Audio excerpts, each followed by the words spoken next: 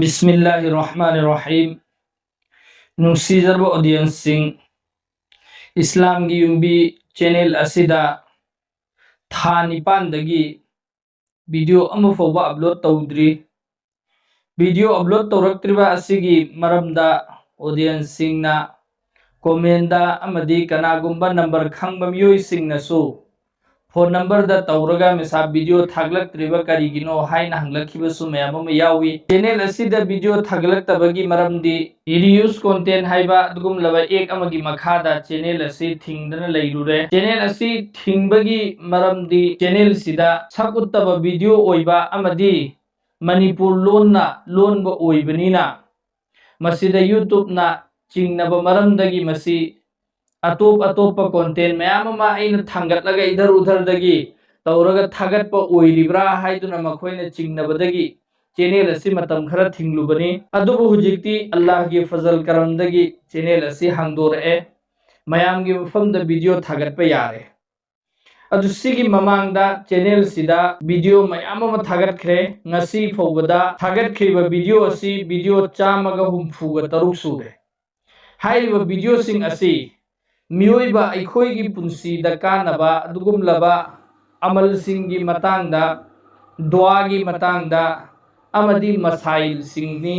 सिगी channel सिदा जितने थागतलिबा सिंग दुआगी मतांगदा मखल यामना मखल खुदिंगमक्की अयामबना दुआ चैनल सिदा थागतख्रिबा दुआ सिंग असिदसु कना कना गुंबना थेंगनबा यावबना थेंगनरे थेंगददबा सिंगना कमेंदा दुम हंगई के मेसा फुलाना अदुगी दुआ हाइबिरउ फुलाना अदुगी दुआ हाइबिरउ हाइना तो अइना कमेंदा दुम हाइकी चैनल सिदा ममांगदा थागतख्रबनी अदुम एंगबियु हाइना दु कना कना गुंबा खंगबा मी सिंगनदी चंगजलगा चैनल दा मदुदा थीरगा प्लेलिस्ट अमदा थीरगा दुम दुआ फंगिबा यावी फंगदबसु मयाम यावरमगनी मरमदी चैनल असिदा चंगगा करमैना थीगदबनो हाइबा दु खंगदबना मरम ओइरगा तो नुसीजरबा हजरात सिंह ममांगदा जितना इन तौख्रिबा थबुक सिंह असिदा अयामबगी सरुक्ति दुआ मयामगी मफमदा थागतख्रबनी अदो दुआ सिंह अदो अखोइना करमैना चैनल सिदा चंगलगा थीगदबनो हाइबा दो मदुगी दो अखोइना खंगदबदगी अखोइ थीबा फंगदबसु मयाम यावरमगनी अदो चैनल सिदा चंगलगा करमैना थीगदम हाइबा दो अदो आई मयामदा स्क्रीन रिकॉर्ड तौरगा मयामदा उच्चरके तो दोस्तों अखोइना यूट्यूब ता चंगबा मतमदा अहानबा यूट्यूब ता सुमैना चंगबा कांदा यूट्यूब की ममांगदा थोकपा अदुगी फोटो सुमैना थोअगा लई सिगी सिदा अखोइना सर्च की बटन दा सर्च तो हाइबदे अखोइना थीनिंगाई की बटन सिगी सिदा इस्लाम की युम्बी हाइना सिगी सर्च तो बतारे इस्लाम की युम्बी हाइबसे अखोइना सर्च तो मतमदा इस्लाम की युम्बी चैनल दो मयाम की ममांगदा सुमैना शो ओइरकनी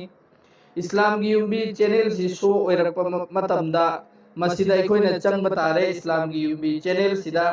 चंग मतमदा कना कना गुंबगी सब्सक्राइब तौदिबा मी सिंगिदी सिगी हिदा सब्सक्राइब अइना थारिबा मफम से सिगी सिदा सब्सक्राइब खक्दा थारगा लैगनी अदुगिदुदा अखोइना सब्सक्राइब तौजनबियो अदुगा सिना होम पेज नि इस्लाम की युम्बी की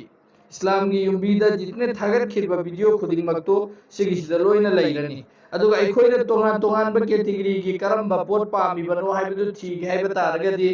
होम वीडियो शॉर्ट अमदी प्लेलिस्ट एना लैरिबा से प्लेलिस्ट सिदा अखोइना चंगबा मतमदा मसअला अमल अल्लाह की ममिंग सिंगी कानबा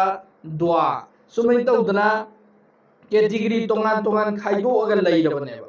दो अखोइना मसला की मतांगदा खंगनिंगबा तारगदी हाना ममांगदा थागतखिबा थेंगदी थेंगनखरबा वीडियो दु थीबा फंगदबा ओइरे दोरदी मसला इन थारिबा सिदा अखोइना चंगबा मतमदा जितने भी मसला की मतांगदा थागतखिबा रोजा की मसला अमदी ओबगी मसला हिदा कापगी मसला सुगुबा मसला खुदिंगमक्तो सिगी सिदा अखोइना लोइनमक थीबा इलाइ लाइना फंगनेबा अदो करिगुंबा दुआ अमगी मतांगदा अखोइना खंगनिंगे अदो ओइरगदी दुआ आइना थारगा लैबा प्लेलिस्ट सिदा चंगबा मतमदा दुआ खुदिंगमा अखोइना लोइना उबा फंगनेबा बिजनेस दुकान दा बरकत लैनबा दुआ दुआ असिगी बरकतगी इंशाअल्लाह पोगलकपा अंगाम खुदिंगमा मरक मोकनी खुया साबगी दुआ सुमै तौदना लोइनमक वीडियो से अखोइना मफम सिदा फंगनी अदो खोइना थागतख्रिबा वीडियो खुदिंगमक असि हल्लगा थागत चनबदी यादबनिना मयाम की मफम द थागत खरेनदी हायरगा वीडियो से अमुक मखोइना थीबा फंगदबसु मयाम म यावेबा अदुगिदु थीबदा लाइनिंगाई की दमकता मयाम दा इन स्क्रीन रिकॉर्ड असि उहजबनी अदुगा कनागुम्बा मीना चैनल सब्सक्राइब तौद्रिबो ओइरगदि एखोइना सब्सक्राइब तौजनबिबा ताई सब्सक्राइब तौबा तारगदि चैनल असिदा थागलकलिबा दुआ खुदिंगमक अमल खुदिंगमक लोइनमक की लोइनमक एखोइदा अहानबदा फंगनेबा नोटिफिकेशन की जरियादगी अदुदुना एखोइ सब्सक्राइब तौजनबा ताई अदो एखोइ थीबदा लाइनिंगाई की दमकता आइना मयामदा लंबी ताखरे इस्लाम की युम्बी खक्ता थारगा दुम सर्च तौरगसु इस्लाम की युम्बीदा थागलखरिबा वीडियो सिंग अयामबना फंगनी तब लोइनमक इस्लाम की युम्बीदा थागलप खक्ता फंगनी हाइबदी गारंटी नते लोइनमक फंगे हाइब तारगदि इस्लाम की युम्बी की जो चैनल की लोगो लैरिबा असी असिगिदा एखोइना क्लिक तौरगा चंगबा तारगदि सिदा थागलखिबा खुदिंगमक्तु सिदा लोइनमक की फंगनेबा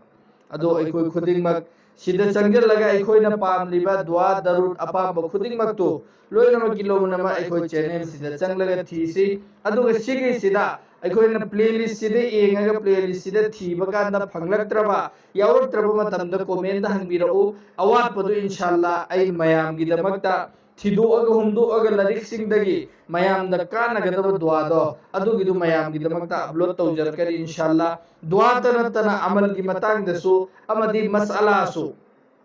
हुजिक रमजान की मतमदा रमजान की मसअला थागत खिबसिंग अदु मयाम उरी अदुगा रमजान की नतबा अतोपा अखोई की पुंग कुन मरी की पुंसी द दरकार लेबु मसअला सिंसु इंशाल्लाह अपलोड तौजरकनी अदुना अखोई सिगी चैनल सिदा चंगगा अहान थीसी इंशाल्लाह अल्लाह ताला ने अखोई खुदिंगमक अमल की पंगल पीना बिबो इसनु अमसुंग मखाता ने इंशाल्लाह ngasi दगिदि लगातार नोम लेपगा नत्रगा निनी लेपगा ओइरसु नुंती की मक वीडियो मयाम द थगत पंगमदब तारगसु मयाम की मफम द यौहनबा याबा वीडियो सिंग इंशाल्लाह मयाम द कानगदब सिंग यौहननिंगाई की होत नजगनी अमसुंग मयाम द यौहन जरकनी इंशाल्लाह अदुना अखोई खुदिंगमक थागरा इबसिदा अखोइना सपोर्ट तौबियु सपोर्ट तौबसि करमैना तौगनी हाइबा मतमदा अखोइना वीडियो असिबु लाइक तौबिबा अमदी वीडियो दुदा हाइरिबा तारिबा खुदिंगमक अदु लोइना ताबिबा अमसुंग कमेंट आइगी राय दु फोगदोअम्बा आइना वीडियो सि ताबा मतमदा अइंगोंदा कानबा फंगबोइरे अदुगी कानबदु अमसुंग करिगुंबा वहंग अमा आइगी वखंदा लाकपा तारे अदुगी वहंग दो हंगबिरम्बा कमेंट तौबिरम्बा अदु अहुम सुबना अखोइना वीडियो असिबु मयामदा यारिबम कोई शेयर तौबा मतमदा मदुगी कानबसि करीनो हाइबा मतमदा अइना कनागुंबा अमदा करिगुंबा अमल अमगी मतंगदा शेयर तौरे अइना शेयर तौरिबा मीदुना वीडियो दु तारे अदुदुगा मागी थमोइदा अवोन बबला अगमाना एसिदि अमल तौबा याय हरगा महागना अमल तौखिबा तारगदि शेयर तौरिबा अइसु अदुदुगी सवाब तु फंगरेबा इंशाल्लाह अदुना अखोइ खुदिंगमक शेयर तौसी लाइक तौसी कमेंट तौसी अमसुंग मसिदा अखोइ सपोर्ट तौमिनसी मयाम की सपोर्ट याउदबा तारगदि आई खकना वीडियो अपलोड तौबना मयाम मी पुंग खुदिंगमक ते योहनबा गमरो ऑडियंस खुदिंगमक ने सपोर्ट तौबियु इंशाल्लाह मतुंग तारकपदा मयाम की दमकता कानरबा वीडियो मयाम मा अपलोड तौजरकनी इंशाल्लाह।